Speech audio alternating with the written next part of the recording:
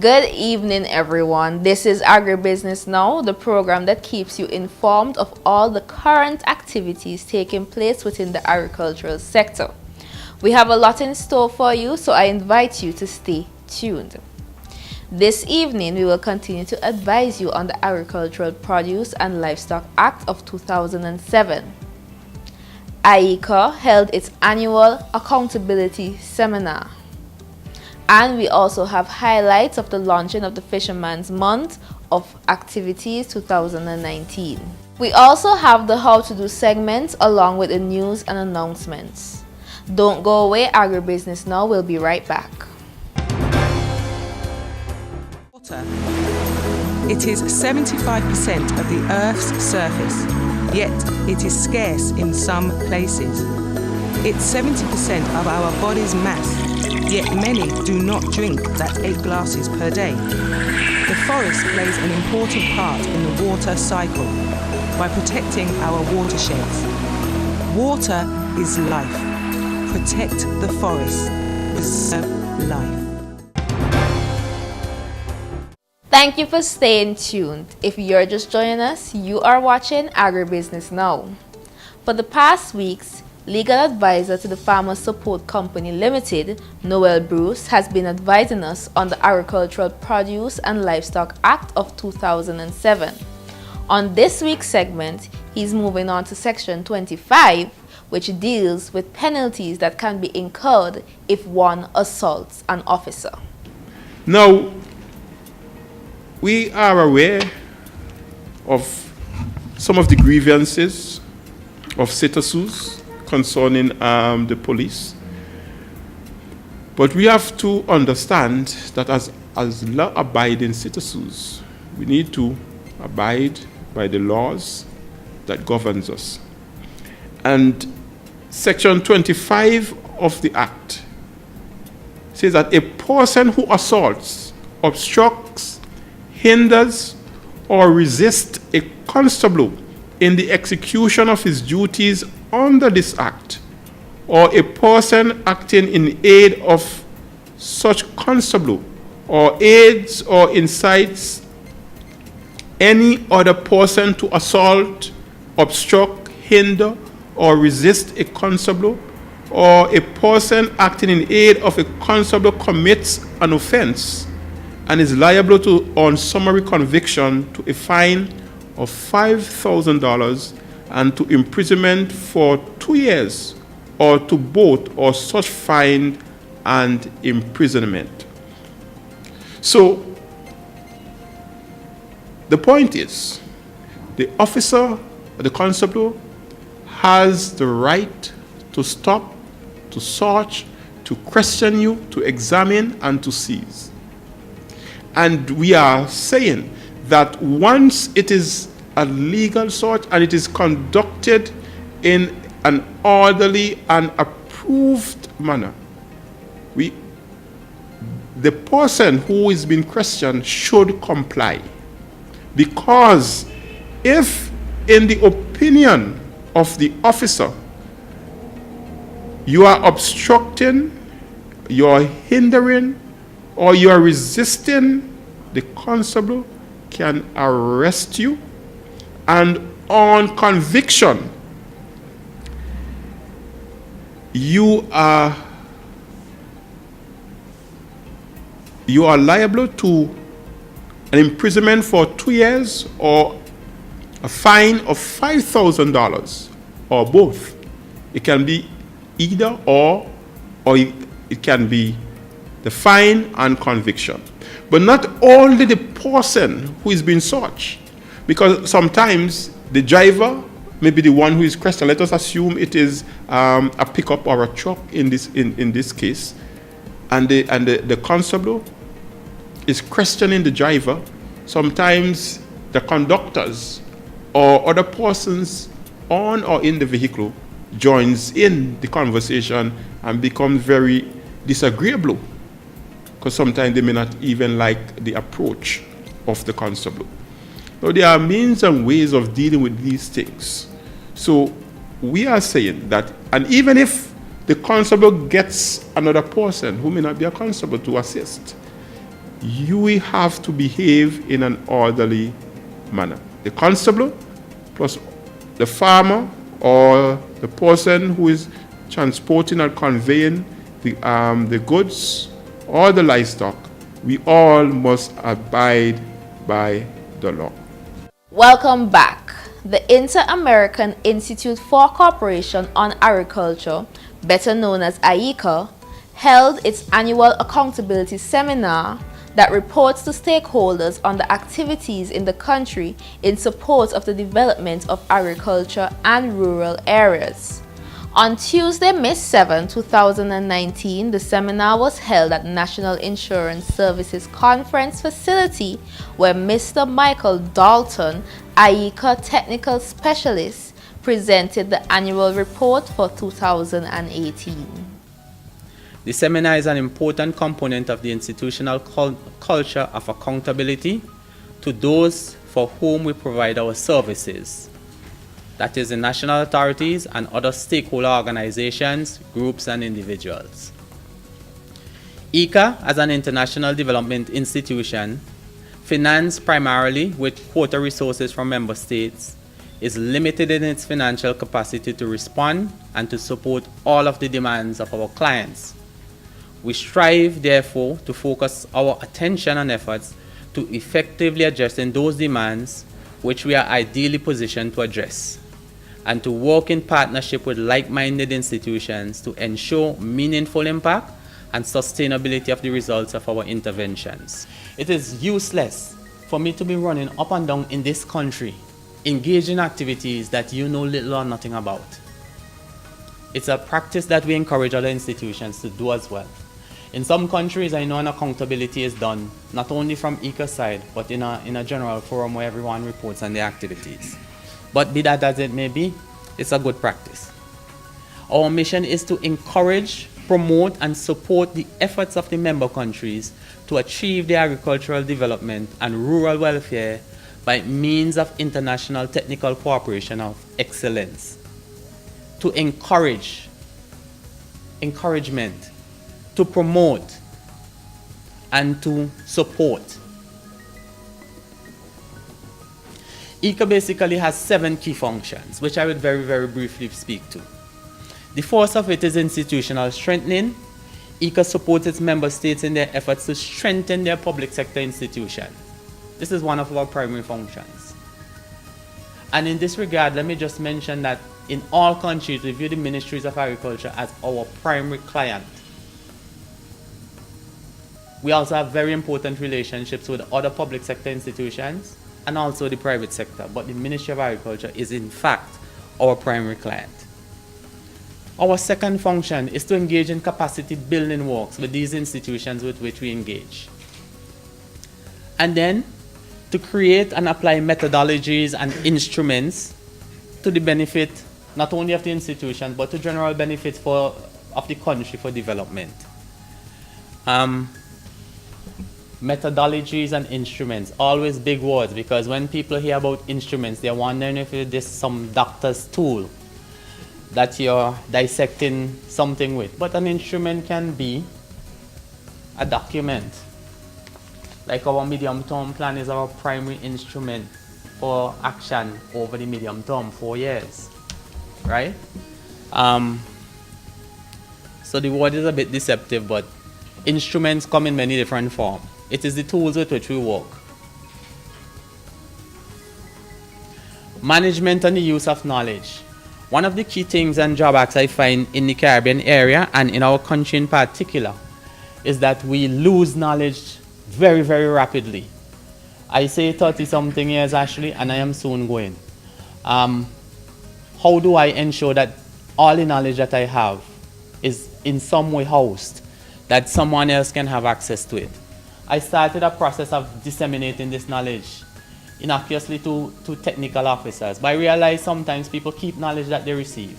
So there must be some better way of sharing the knowledge that ensures that it is passed, that if I give it to you, you don't keep it for yourself, but it is housed properly. Knowledge management is one of the key things that I think institutions have to engage in, and one of the functions that IICA has.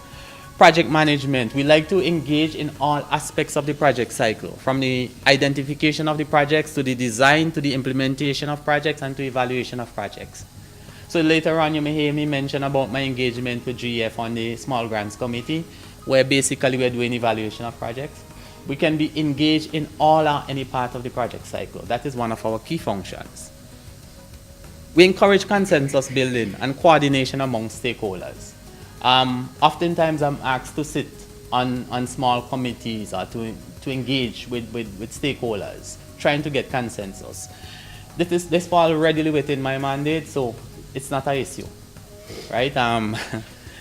It's a very important function, as simple as it may seem at times, to get that consensus. The building a consciousness in societies is very, very important. Very important that when we sit to dialogue, that we are able to get past the extraneous material and to achieve consensus. The Institute teaches us that this is one of the things we should try to build in our relationships with organizations as we sit to achieve those other consensus, to help to get past those other challenges. Horizontal cooperation, we have 34 member countries across the hemisphere. Some countries are strong in some areas, weak in other areas. How can we have that sharing across countries? This is an important asset for us as well too, and it may come out in one or two of the slides in the presentation, to have that cooperation across countries, and not only across countries, but across institutions in countries, which doesn't necessarily have to be a public sector institution. And the last one speaks to institutional management, which speaks to our own internal processes as IICA. Last year was a transitional year for us. We had a new Director General elected, Manuel Otero. I spoke to this in the last accountability. He took office, and with his inauguration in January comes a process for the development of a new medium-term plan. This new medium-term plan has 2018-2022 written on it. The process for developing it took place over 6 months in 2018. And you may ask, why 6 months? But remember, we're operating in 34 countries.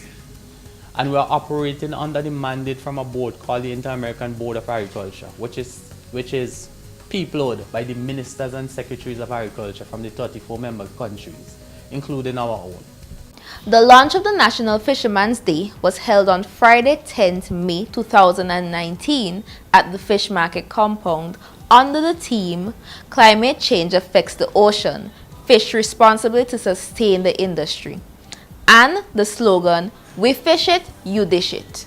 Here is Wilbert Jack with the details.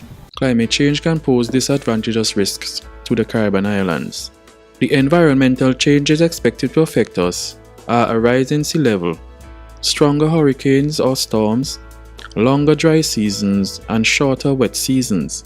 With these factors in mind, the 2019 Fisherman's Day month of activities was launched under the theme, Climate Change Affects the Ocean, Fish Responsibly to Sustain the Industry, and the slogan, We fish it, you dish it.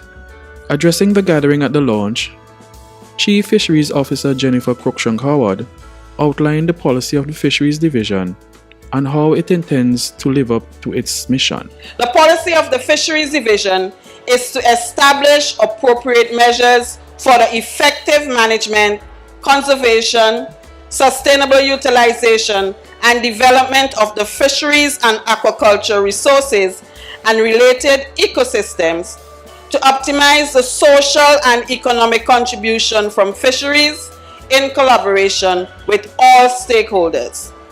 The Fisheries Division is presently focusing on its mission statement to manage and develop the fisheries sector through the utilization of available aquatic resources by research, technology transfer, and training. And in so doing, has developed a basic fisherman training manual, which will allow the division to educate and inform the fishermen about the industry on issues such as the impact of climate change and the possible adaptation and mitigation measures, the importance of safety at sea with a view to improve fisherfolk knowledge and awareness so as to decrease the number of fishing incidents at sea and also to foster a culture of their safety within their fishing communities.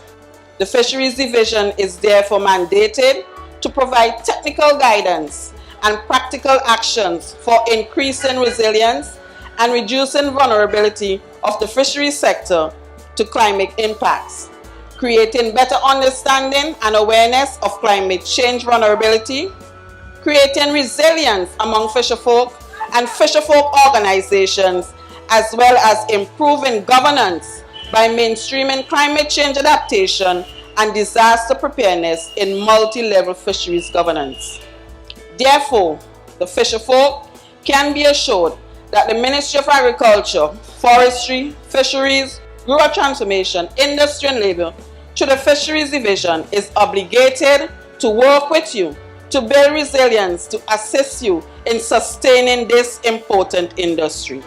On behalf of the staff of the Fisheries Division and the Fishermen's Day Committee, I take this opportunity to wish you a successful month of activities. Raul Lewis, Chairman of the 2019 Fishermen's Day Committee, highlights the changes in prizes for the various competitions. In the past, the Class 1 and the Class 2 was given an engine, and the fishers are asked to change it up a little. We're going to be given 4 prizes in the Class 1 and 4 prizes in the Class 2. Class 1, the first prize would be $10,000, second prize $5,000, third prize $2,500, the fourth prize would be $1,500. In the Class 2, for the first prize would be $4,000, the second prize $2,000, the third prize $800, and the fourth prize $400. For the month of activities, the 4 organizations would be hosting a week of activities. Barley would be from the 12th of May to the 18th of May. The National Fisher Folks would be from the 19th to the 25th of May. Calvico, which is Calico Fish Market, would be from the 26th to the 1st of June. Goodwill would be from the 2nd of June to the 8th of June. We also will be having the rowboat competition on the 5th of June, the beach seine competition the 3rd to the 7th of June, the female competition on the 8th of June, and the junior competition on the 8th of June also. We look forward to seeing a lot of participants. The forms should be ready pretty soon, so that you can come into the fisheries and sign up for that. Minister with Responsibility for Fisheries, Honorable Soboto Caesar, in his feature address, highlights some of the achievements made in the sector thus far and assured fishers of the demands and markets for fish and fish products. I want to, by way of introduction, outline that over the last 3 years, we have as a policy of the government to establish an agri-export strategy initiative where the task to producers is to increase exports.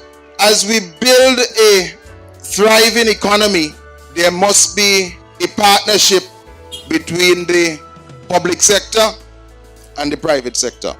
And I want to take this opportunity to encourage those persons who are managing the cooperative, managing the facility at Calico, and the cooperative managing the facility at Barley, that you need to get on board as it pertains to harnessing a lot of the opportunities for export.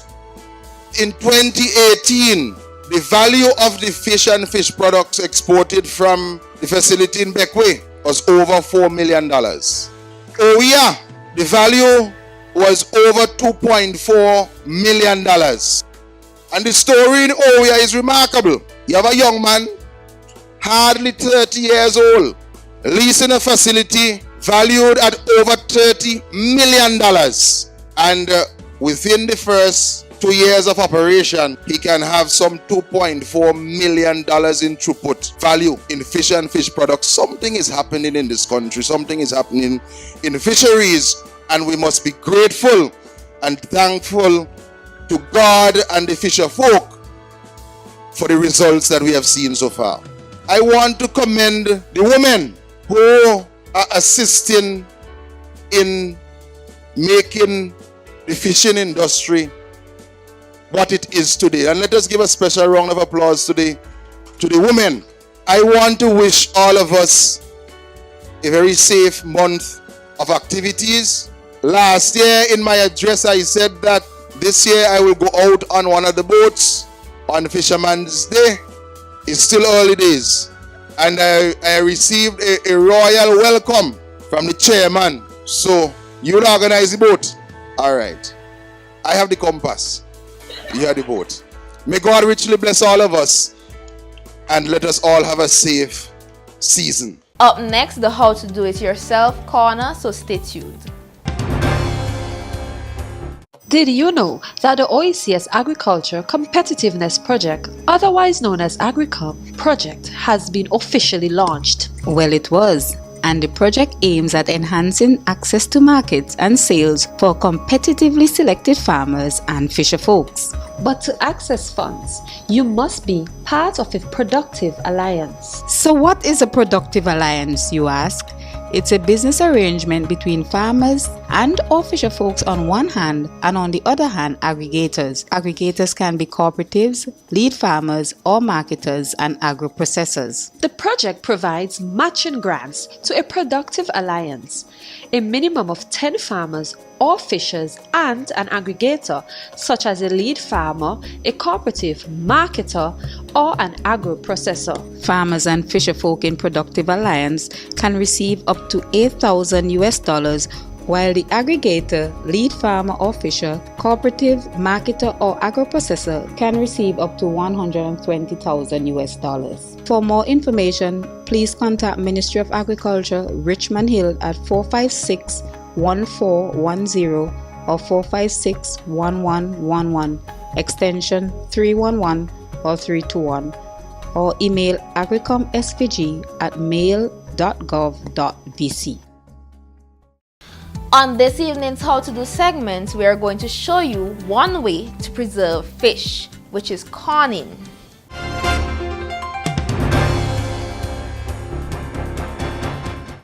Confish, it's basically, for us it's an easy process, but for those who don't know it, it's a long process.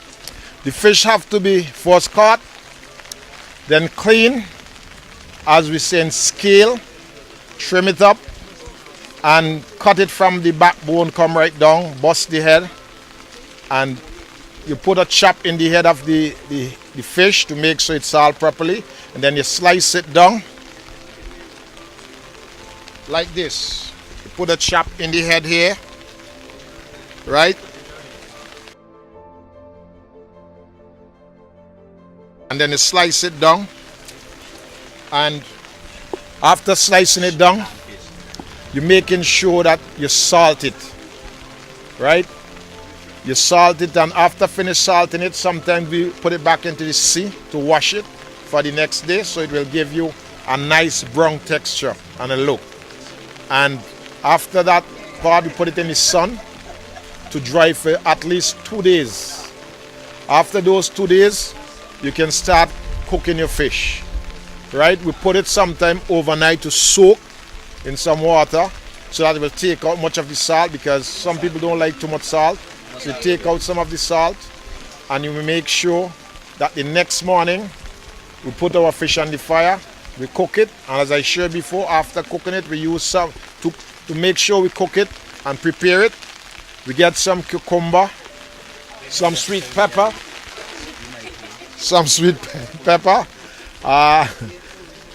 tomatoes, sprinkle a little bit of lime, a little bit of hot pepper in it, and we can put it back into the frying pan to simmer it and chill the vegetable. So make sure we have a proper eating, what we call buljow.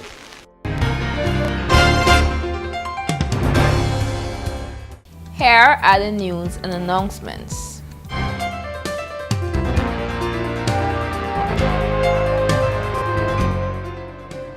The Ministry of Agriculture wishes to remind all cattle farmers of St. Vincent and the Grenadines that the artificial insemination program in cattle is ongoing. We encourage all interested farmers to take advantage of this free service. Insemination can either be done with either beef or dairy crosses. The forestry services in the Ministry of Agriculture, Rural Transformation, Forestry, Fisheries, Industry and Labour is appealing to the public to avoid the use of hazardous substances to capture river lobster, crayfish, shrimps, fish and other aquatic wildlife. Hazardous substances can be any electrical device designed to frighten any protected or partially protected wildlife. Any article of any nature which is likely to cause injury to any protected or partially protected wildlife, and any noxious substance for the purpose of killing and or injuring any protected or partially protected wildlife. River poisoning is illegal. It can disrupt the natural processes of the rivers, streams, and springs, and may endanger the lives of the people in the entire communities downstream, as well as other persons who may eat the fishes. Persons guilty of such an offense are liable to a fine of $2,000 and to imprisonment for 6 months. This is accordance with Section 29 of the Wildlife Protection Act No. 16 of 1987. Well, here we are once again at the end of another Agri Business Now program. But we'll be here again next week, Wednesday at 8:30 p.m. with another interesting one. For more information, feel free to contact us at the Communications Unit within the Ministry of Agriculture at 456-1111, extension 312 or 472, or email us at citumaf2@hotmail.com. Remember, you can view more of Agribusiness Now programs on our YouTube channel, Agribusiness Now St. Vincent, or like our Facebook page, www.facebook.com/agribusinessnow to get more updates. Until next time, I am your host, Nakita Samuel. Thank you for viewing and do have yourself a wonderful evening.